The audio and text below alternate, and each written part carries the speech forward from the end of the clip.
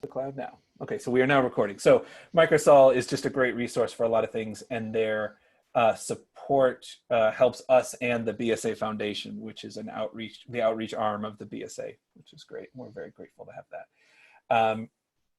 We don't have a session planned for July right now, but we are working on something. Although in the past we have sometimes taken July off, we're definitely going to be taking August off for summer vacation. But if things come up, we will certainly let the group know through the normal email and website and Twitter channels. But we'll be back for sure in September 14th, for another great session. It might be BIM 360, which is one that we are delaying from earlier in the year, or actually it was late last year.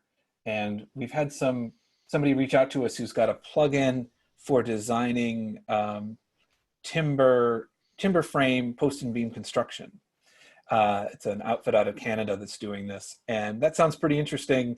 I'm not sure how many other tools there are like this. So we're working with them to try to get something set up. And if people are interested in that, you can let me know in the comments in the group chat here, or send me an email or over Twitter or whatever. So I think as we go through this, people can put questions in the chat and we can talk about things towards the end. But our guest today is Harlan Brum from Autodisk, and he, like he has for the last several years, is going to be telling us about the features of the new version of Revit, which is Revit 2021. So with that, I'm going to hand it over to Harlan. Awesome. Thanks, Andrew. Thanks, everybody, for coming today. It's awesome to be here virtually, at least. So I apologize for the last Monday's meeting. We had some work done at our house, and I'm in my office right now, and they took out the internet when they were doing it, and so we had a last minute like, okay, can't do this, but we're all set today. And so I have a number of slides to go through, and following along with the chat with everybody. Not yet. Well, most of you looks like you're not yet using Revit 2021, so hopefully this is timely and gives you some additional information. I'm going to talk mainly about what's available for architects in 2021. There's obviously lots of functionality for MEP and structure as well, but since this audience was architecture, I thought I'd focus it there and give you guys a chance to ask questions, give any commentary that you want. That's fine. I'll try to get to everything as we go here. So I'm just going to dive right in and talk about the functionality, what we're working on. Sounds great. All right, let's see if it goes. All right, so hopefully the video plays. You guys can see my screen okay.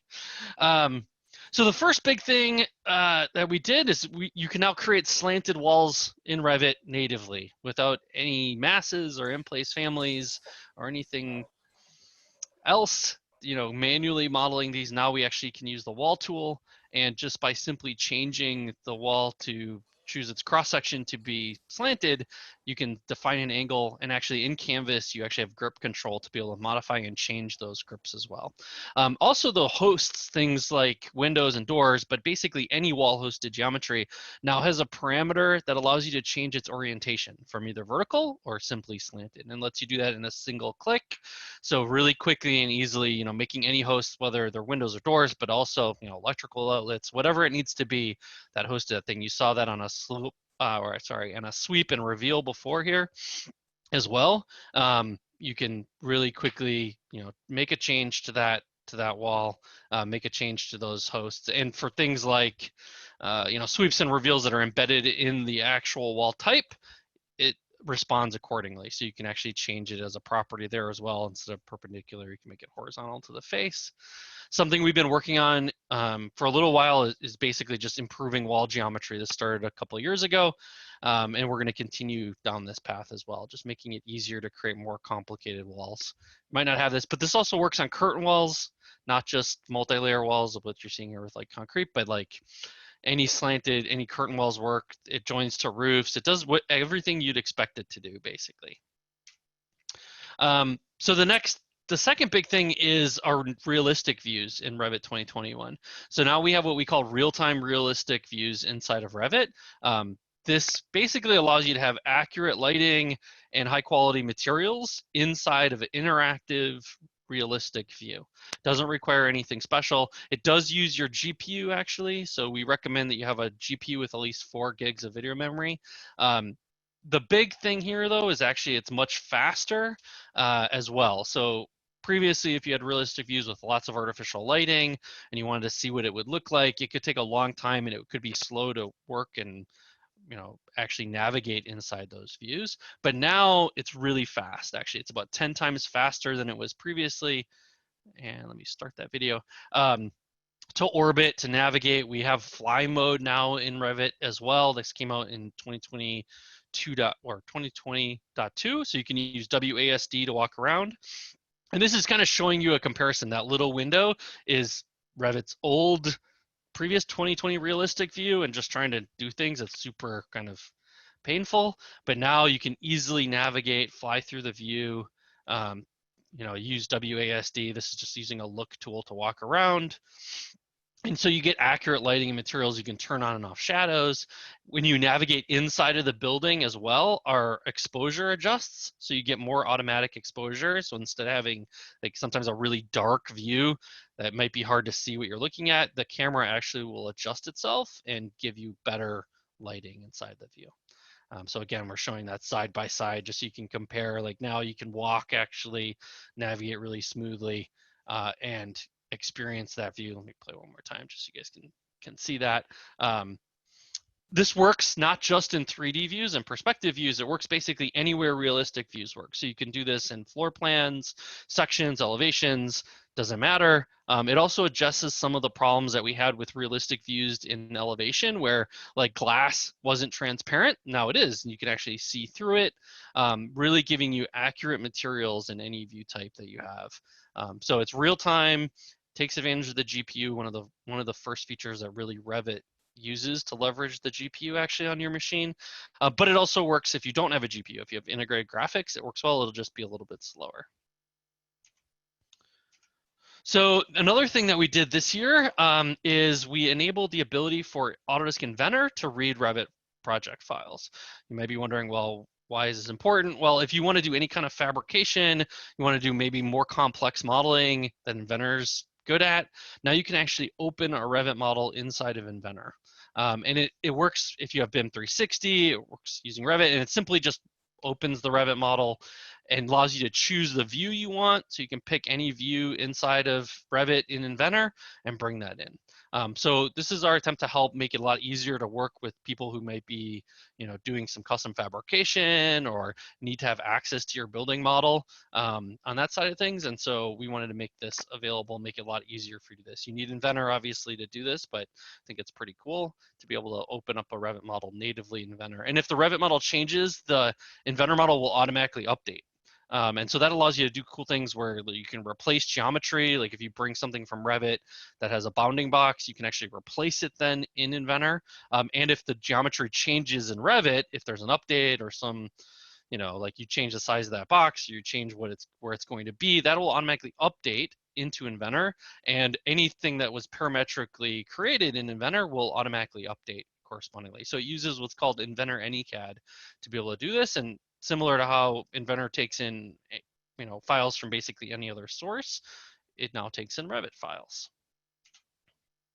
So probably the biggest thing, and probably the thing you guys have seen across the board, is we now have what we call generative design for Revit embedded directly in Revit. This allows you the ability to create design studies that allow you to basically create a whole bunch of different options, see those options, compare them, and actually create Revit geometry from the options. So there's 2 new buttons, one called Create Study, one called Explore Outcomes. When you launch the panel, you actually get 3 study types by default that we provided out of the box.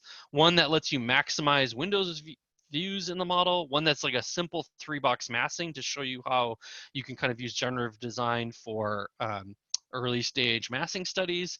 And then the third one is Workspace Layout, which given the current state of the world is actually really kind of critical in a lot of ways, is how do you actually arrange desks to get people and the number of spaces that you need, and look at things like windows and doors and actually calculate where things should be relative to each other.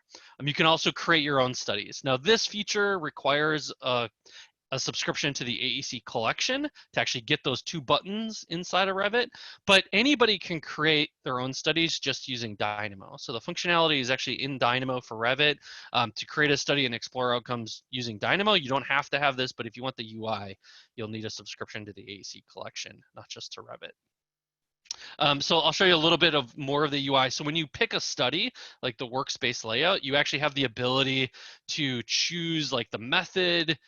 You can name the study, obviously. You can select elements in the Revit model, like the particular room you're dealing with and the desk. You may have, different desks or different families you want to try to look at. You can choose like the rotation, and you can set the goals that you have. So in this case, we're saying like minimize the distance to the exit, minimize the views outside, which you might want to maximize that, and the number of desks. In this case, we're saying minimize, but you can maximize those as well. So you're setting up your goals.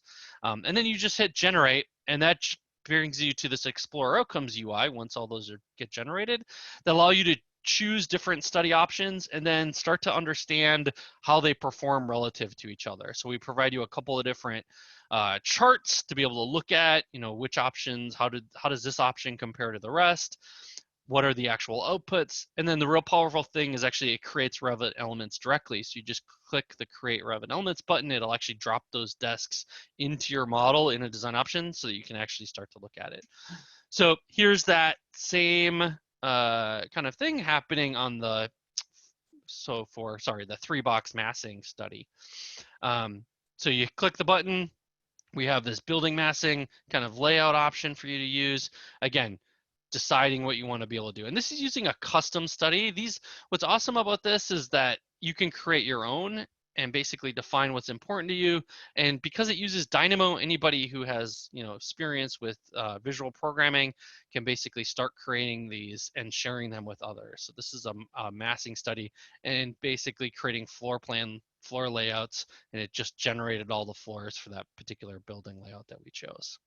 It's pretty cool actually overall, and pretty excited to actually get this out. This is a version 1 of the functionality. Obviously it's kind of early days, but you're going to see us continuing to invest and make enhancements here and providing primarily more types of samples coming out. So you can try different things and you don't have to generate them all yourself, but gonna see this grow over time and hopefully help you evaluate all different types of situations and then be able to actually place those elements directly in your model. Kind of cool. Yeah, that's one not to interrupt, but the desk layout is very important these days.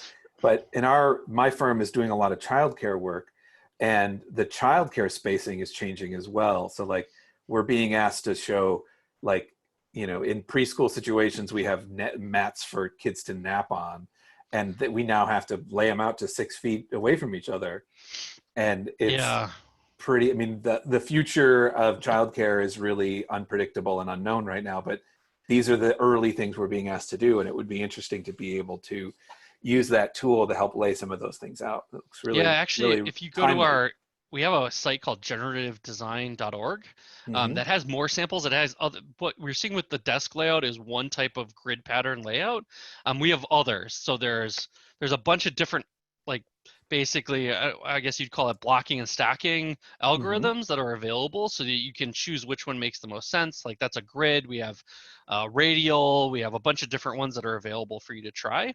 But yes, that's one of the things, Andrew, we're actually looking at pushing out some more, like I said, more of these samples that let you control things like distance between objects. And I'll talk a little bit more about that when I get to talking a little bit of what we did for Path of Travel this year, which is a little bit later in the presentation, which is also kind of going to be pretty cool, I think, and going to be helpful. And that was generativedesign.org? Yes. Great. Yep. All right. Thanks. And so it's our website. We have a bunch of different, kind of primer and getting started information on the generative design add-in for Revit that's available. But also there's sample scripts up there for all sorts of different things. Like even, funnily enough, we have one for view placement on sheets. So you can generatively place views on sheets to optimize like white space, removing sheets from your set, and there's all sorts of cool things that are possible with it beyond just like creating model geometry, but actually even crazier things. So don't bury that feature, because that's a thing that people will get excited about. A lot of this is stuff that people will get excited about, but like the view layout on the sheet is something that every firm has to use, even if they're not doing a lot of desk layouts or mat layout. Yeah, it's going to be interesting to see how it gets used. But I want to throw that out there for the group because it's not, you think of it maybe as like, well, it's just generating geometry. What am I going to use that for? But Right, right. there's a lot of other use cases that are out there. And then we're continuing, we're going to, like I said, we're going to provide some more samples at some point where, there's more than just those 3 I showed you. And then kind of keep adding to that. And hopefully the community will come up and show their own as well, since they're just Sounds based great. on Dynamo graphs. Really, they are complicated to build, I would say, but they're pretty powerful once you get them going. Great. All right, So I'll another let you. thing I think you guys will be interested in is now we have the ability to link or link a PDF or an image into Revit. So last year we introduced import, where you could import a PDF file. This year now we have the ability to actually make those links, and we've combined the manage images dialog, which used to be a thing, and manage links into one thing. So now PDFs and images show up in manage links. They give you the ability to make it an import or a link in the same dialog. You can actually choose which one is what you want. And you can convert a link into an import. Now you can't convert an import to a link, unfortunately, but you get the idea that you can actually take these things. Now, a difference between them is obviously an import is embedded in the project. So you might want to use that if you have to send the project to somebody else and you don't want to have to send them the link. But if you have a link is a true link where if it doesn't find it, it'll be not available, not loaded into the model. So again, the same use case. If you don't want somebody to have that PDF or that image, you can make it a link and then nobody else will get it if you send them the project or have to share it with them. It supports cloud paths, so if you use BIM 360, you can link directly from BIM 360 from the desktop connector. It'll pull it in and store that so as everybody updates it. But it's very similar to how we did images and PDFs previously, but now it's all just contained in managed links, making it a lot easier, more consistent. There's now a show button as well, so if you need to find where this thing is stored in or where it shows up, you can click on it, click show. Pretty powerful. And like I said, you can unload all the kind of normal link behavior that we have for other file types is here for this. But it doesn't work like CAD, where if you can't find the link, the CAD file still shows up. In this case, if you can't find the link just disappears and you'll see a box where the link used to be, basically. But this is something kind of finishing up our PDF import and link workflow that we started last year, I think. A thing that you probably is a little esoteric, but I think it's going to be really valuable for people who build families. We now have a parameter on void geometry in the family editor that allows you to choose whether it cuts geometry or not. So this means that instead of having to traditionally maybe create multiple families for something, like in this case, you're just seeing like a window ledge there. If you wanted a window ledge without the drip edge, or if you wanted it with, you had to create different family types or different families completely in order to do that situation, or come up with weird things where you'd move the void well outside the geometry so that it didn't cut for that family and then move it back and do crazy things. Now you can just set it as a parameter. So you can select the void and link that to something, like in this case, we're calling it drip edge. And then you uncheck that box and the drip edge can appear or it can be turned off. Really simple, just making it a lot easier to do that. Another thing that should be really good for kind of quality of life, especially if you're a BIM manager working on lots of projects with, lots of view filters in particular, which is pretty common today. We now have an enable filter checkbox available inside the filter dialog. So unlike visibility, where basically visibility turns off the thing, right? It turns off that filter and says it's not visible anymore. Enable filter turns off the filter, literally. So instead of basically having to have maybe either a ton of filters or not very many for a specific view and having to transfer project standards or figure out some way to manage these, now you could just have all the filters applied all the time or turned on and just turn the ones on and off that you want to turn on and off instead of having to basically do this manually. It's also set up so you can handle it in view templates. So you can do this in a view template and continue to make it work. So if you don't want to override something in a specific view, now you just turn it off and it's back to the way it was before. Pretty simple, pretty easy, hopefully very helpful. A documentation enhancement is that now more tags will respect what we call rotate with component. So this is something where previously there were only a few other tags that this actually worked with, but we've now enabled it for most loadable family tags. So things like specialty equipment, massing tags, generic model, furniture. Furniture is probably the biggest one, and specialty equipment, I would probably guess, are the biggest two that you're going to run into. But now this is something that you can check in the tag family, and when you rotate the component, the tag will rotate right along with it, and it'll stay rotated. So if you change those components, just making it a lot easier, create documentation that's orientated the way that you want it to be orientated, and hopefully look the way that you want. So schedules, we started last year working on handling large schedules better within Revit. That continues in 2021. We introduced, I think, striped rows and schedules in one of our point releases for 2020.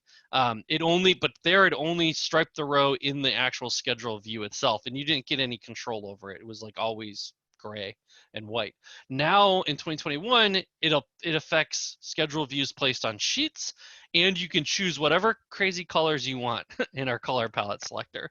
So you can make any row whatever you want, doesn't matter, but you can only choose 2 colors. So you can choose alternate rows basically, or the first row or the second row, and then it'll color everything. You'll also notice the other enhancements we made. If you haven't seen 2021, you can freeze headers now, and you can actually highlight the row so that you're working on. So if you click on any row, you see that here. Now it actually highlights, excuse me, the entire row, so that you can see where you are. A couple of small enhancements. We also added zoom. So if you hold on the control key and scroll your middle mouse, you can zoom in and out in the schedule view. So that kind of continues our work. And there's going to be more here to come as well that we're working on for schedule views and for large schedules in particular. All right. Somebody mentioned Civil 3D and Revit earlier in our chat. Sorry, I don't remember who you were. Spencer, maybe. So now we actually have a new unit type in Revit as well called US survey feet. This may or may not impact you and your projects. Previously, this is kind of a pretty esoteric unit actually for a lot of people. You may not even know it exists. But for civil engineers often and surveyors, there's this thing called survey feet. It's literally like 0.00, I think 1 or 0.003 difference from a normal foot. So it doesn't normally impact anything you're going to do on the architecture side, and you're like, what? Why does this care? But for large civil projects or civil sites that might have coordinates that could vary and might be actually set up to use survey feet, now Revit understands US survey feet as a unit type and as conversion. So if you're bringing a topography, for example, from Civil 3D into Revit, now you can actually set it up so that the units look exactly 100% correct between the two applications. Before, you'd be like, well, why is it off by, it says it's off by 0.003 or, some value based on where it was. And that was because we had only international feet before. Now we have the choice to choose survey feet, and you can set that up on the spot coordinate in your model. You can set up just for those coordinates if it's something you don't want to impact the entire model on, but you just want to impact your spot coordinates so they report correctly. It's available now. Small change, but hopefully you're good. We also added a bunch of bridge categories this year. And I'll talk a little bit more about this on another slide as well, but now Revit supports bridge categories coming specifically from InfraWorks. So if you're working with any bridge designers or anybody doing infrastructure projects, and they're also using InfraWorks, now you can import a bridge model from InfraWorks into Revit and assign things correctly to piers and abutments. You can also, obviously get all the benefits of using actual categories. So schedules, and you'll have tag categories available to actually create the documentation. You can see we're working a little bit on our infrastructure side. We've been doing this for a while. This was another step to make it a lot easier to work with other pieces of geometry coming from outside sources. And this is the next thing, and one of the things that we did in order to support that infrastructure modeling specifically is we added this ability for you to tell us a little bit about yourself when you get started in a project, or to tell Revit, I should say, a little bit about what you do. So you can choose the disciplines that you work on, and you can choose your job role. And basically what this does is it simplifies customizing our Revit UI a little bit for you in the beginning. These options were always available inside of the Revit options setting. You could uncheck a bunch of different tabs and things that appeared for like analysis tools. This just gets you started a little bit. One of the big things that this does is all this infrastructure bridge categories I was talking about, it kind of turns those off if you don't select infrastructure. So if you really want to see them, that's fine. Select. You can multi-select. You can select as many categories as you want. But if you don't want to see that stuff by default, kind of cluttering up all the category list, and you just want to see the stuff that you care about, you can be a little bit more choosy and pick what you want, and then Revit will actually hide those in the category dropdown. You can obviously still, there's a filter in that dropdown. You can still click it and just turn back on the infrastructure if you want to see them all. It's not a big deal, but we wanted to make it a little easier so people don't have to have that if they don't want to. And obviously, you can try it, or you can just say, nope, I don't want to do this at all, and just close the dialog. That's okay. It doesn't impact anything. If you have a custom like Revit INI in your company that already has this set up and already controls what you see, you won't even see this. So you might not have seen it before because you're like, well, okay, doesn't matter, because your company has an INI setup that already dictates what you're going to see. So that just turns this basically off, and you're not going to get any changes. Yeah, That's this okay. could be really good for new Revit users, maybe who are transitioning from another software. Who, I think there's often a lot of frustration of like, I just want to do this task that I think is really simple, but I have to wade through bridge components and rebar and whatever to do all that stuff. So that actually could be a really big help to those people.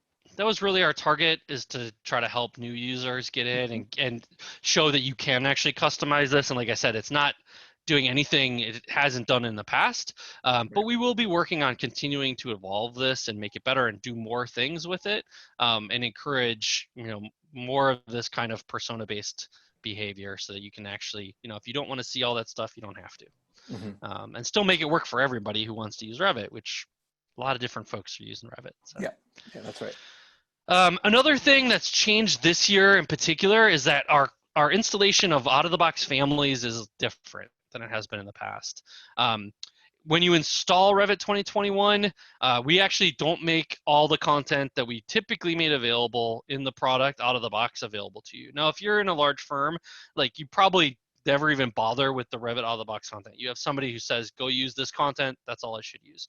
But if you're new, again, to Revit, or you're just not as familiar, you may just think, well, why, where is it, that kind of thing. For the English content, you're not going to have a bunch of a problem.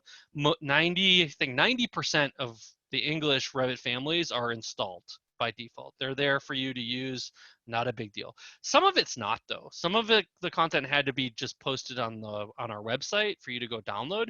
And to make it a little bit easier to find that site, we actually have a button inside of Revit on the Insert tab called Get Autodesk Content. You click that button, it launches you directly to the website where you can go download all the content you could possibly need or want from us that we have. Now, it's not all content you're possibly going to need. I shouldn't say that, but it's all the stuff we ship. And you can pick every language. If you want German stuff, or if you want, it doesn't matter, Japanese, whatever you want, you can go download it from here and just play with it. If you want the UK content for some reason, you can go download it and get it from this site. And it's broken up by templates, families, and the actual content available, the actual families as well. It's just making it a little bit easier, to download the stuff. Previous years, often our content installation would fail. It would, because of some internet connection or some problem. So this also just helps, mitigate that as well, making it a lot easier. And it makes our install actually a lot faster than it has been in the past. Side benefit is you don't have to download all this stuff. It's actually there for you, what we have already. So should make that a little bit easier. Now we're switching gears a little bit. So BIM 360 got some enhancements as well. So we basically improved the Revit home page. It's subtle, some small changes, but our account switcher changed. So if you're switching projects or switching accounts, often it's a little bit different. You can pick this drop down and you can actually pick the project you want. It makes it a little bit easier to see you're in BIM 360 or not. We still have I think these might actually be new. We have some help links at the bottom, which before were like, there's one link I think called Learn at the top. So they're just down here. If you're coming from an earlier version and you're like, what's Revit Home? It's going to look very familiar. It's just a little bit different. We also have a direct link to BIM 360 now. So you can actually click this and go right to BIM 360 if you want to open the project from there, making it a little easier. probably not going to impact you guys that much, I would guess. But maybe you might work on a project in Europe. So now we actually have BIM 360 Design available with a European data center. This comes up, if people are worried about data sovereignty at all. Now you can create projects that are based in the EU. You get a choice when you create the project, EU or here. It doesn't really matter at the end of the day, probably for you guys too much, I'm guessing, but you might have a project that does that. It just matters on account setup and where the data is stored. So we have EU servers. So I was talking earlier about some of the work that we did around generative design. Well, to support that, we added Dynamo 2.5 to Revit 2021 as well. So this is the latest version of Dynamo. Well, not the latest now because there's a 2.6 available as Sandbox, but inside of Revit 2.5 is available. And also new Dynamo nodes. So you get all the new functionality of Dynamo as well as a bunch of new Dynamo Revit nodes as part of this. And the biggest thing probably in 2.5 is the dependency tracker for packages. So you can actually see what packages your graph is dependent on, which is huge. Before you just get those red boxes, they'd be like, I don't know, and you have to go guess where it came from. Now it actually can tell you where it came from. Huge change. But like I said, there's a bunch of new nodes as well. So, and I mentioned path of travel. So this release, what we did for path of travel was we added some Dynamo nodes for path of travel. In particular, we've added a node that actually will calculate the longest path to the closest set of exit doors. So you might think of this as like basically the most remote point in the building. This node lets you automate that kind of creation. So what it does is it actually generates paths for every room, every corner in your project, and then we'll find the one that is the longest to the closest exit. Basically, it's kind of a weird thing to think about, but it's pretty common, to figure out from a code perspective if this building meets code and you can just find that exit and go, oh, okay, no, I need another entrance for this space in order to actually solve that problem. And also, this is included as a sample script in Dynamo Player. So if you launch Dynamo Player, we actually have this script called calculate longest exit distance that lets you pick 2 doors in the model, and then it just runs and it'll generate that path for you. And then simply by clicking on the path, you can see its length, the time it'll take somebody to get there, and you can go, oh, okay, it's going to meet code or not. Now, this combined with view filters makes it really easy to basically go, oh, it's green. If you want it green, we're all good. If it turns red, you're bad. So there's a combination of using the view filter work I talked about and this that can be pretty powerful. And like I said, there's a bunch of new Dynamo nodes overall, and there's 10 available dealing with elements. So these you can see are really related around querying and understanding elements in your model, and specifically around a couple of things: joining geometry or unjoining geometry, seeing what's there, setting the order. You can understand what the host of something is or get the hosted elements of this object. So if you select a receptacle, you can say, hey, that host is the wall. You can get intersecting elements and things like pin. So is this object pin or not, or setting the status, so choosing whether or not it's pinned. So we're actually making a pretty big investment in providing more Dynamo nodes for Revit to kind of fill gaps. So things that we already have available in our API, but are missing from Dynamo. So these are some of those nodes, and you're going to see a lot more of these coming down the line as well. Okay, so that's my little spiel, and I saw a chat going on, so probably a bunch of questions. All right. True for lighting families. Oh, you're talking about the first question I see here is about like slanted walls, and if lighting families, as long as the lighting families are wall hosted, they will respect that slant or perpendicular parameter. I think it's perpendicular angled. Same thing. Anything wall hosted basically will have that parameter to choose whether it's slanted or whether it's horizontal. I can't remember what we call it. Like now, even though I just had the video up. Let's see. Where do you save the content? Oh, the content stuff that gets saved when you download it. By default, it goes to where normally Revit puts content, which I think is like somewhere in program data in Revit, if I'm not mistaken. But you can choose during the extraction, like if you want to move it somewhere else so you can find it, that's fine. And it'll just update and change. You'll just have to go, sometimes when you launch Revit and you look for a specific like thing, like a tag, it might put you into a specific directory where it expects the tags to be. But you can change that at any time really by going to the options dialog and adjusting where it sees content to be. So that's content. Okay, so any other questions you guys have? Anything I talked about today? Anything I didn't cover that you're like, I really want to know something else?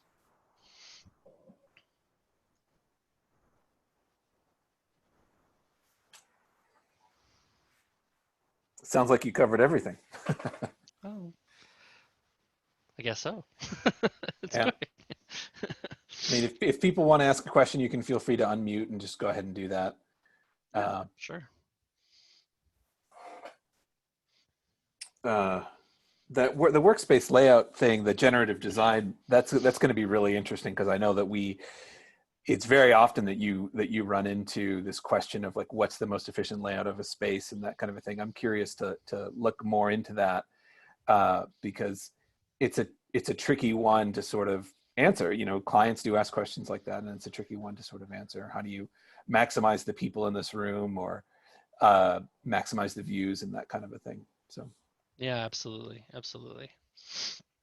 Yep. And like I said, there's going to be a couple of different ways that you can do that, different types of algorithms that can be used to kind of optimize how that's going to work. Actually, we published an article as well on, we have a, Autodisk published, I think we call it Designing for the New Normal. I don't know if anything's normal these days or ever will be again. Yeah, the new but normal. We've been talking we about that published for a site, years. and one of those stories that we have, and it's actually going to be, it's available too in our help, actually, in what we call Have You Tried? There's an article in help called Have You Tried This? And one of them is about generative design.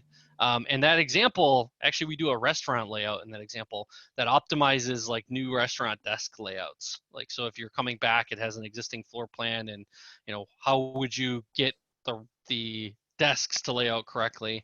And in that piece, we actually have like examples of using circles to designate the amount of space you need. And then that, in like combination of path of travel, you could generate paths of travel for every chair and like out of the building or to the bathroom or something, and you can see where optimally, like, where should you seat people last, because that's a very busy table, those examples are out there. So you can start to use these tools kind of in combination with each other to get better understanding overall of like, how is your space going to lay out. And it's something we're really looking at as well. We're doing some our research group is actually doing a bunch of research in this area. I think it might be today or tomorrow, there's a talk being given from the BIM group.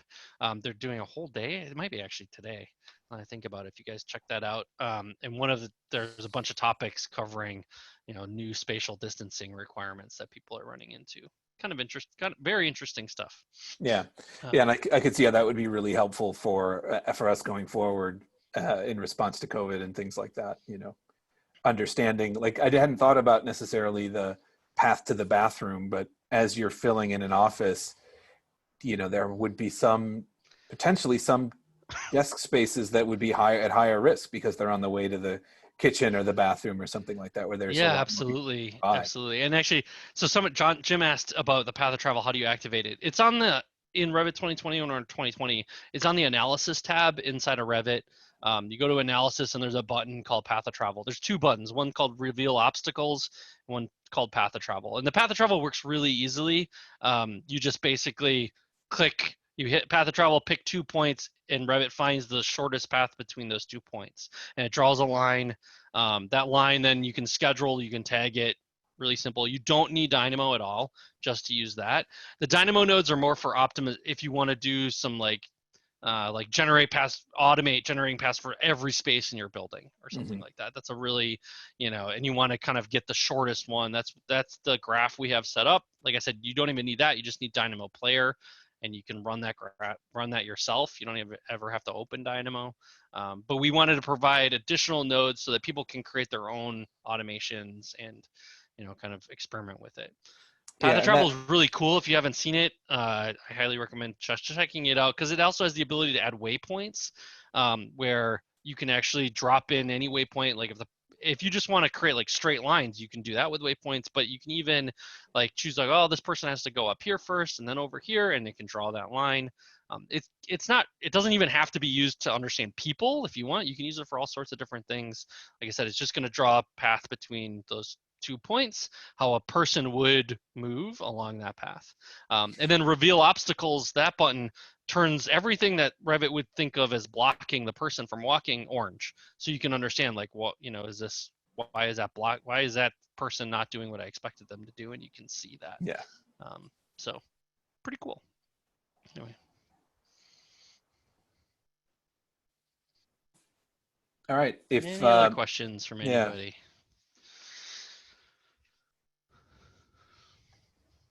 Here's a question. What's the mountain range behind you? That's my wife's art. Nothing, no fancy mountain range, Richard. Oh, I thought it maybe represented New Hampshire, one of the mountains in New Hampshire.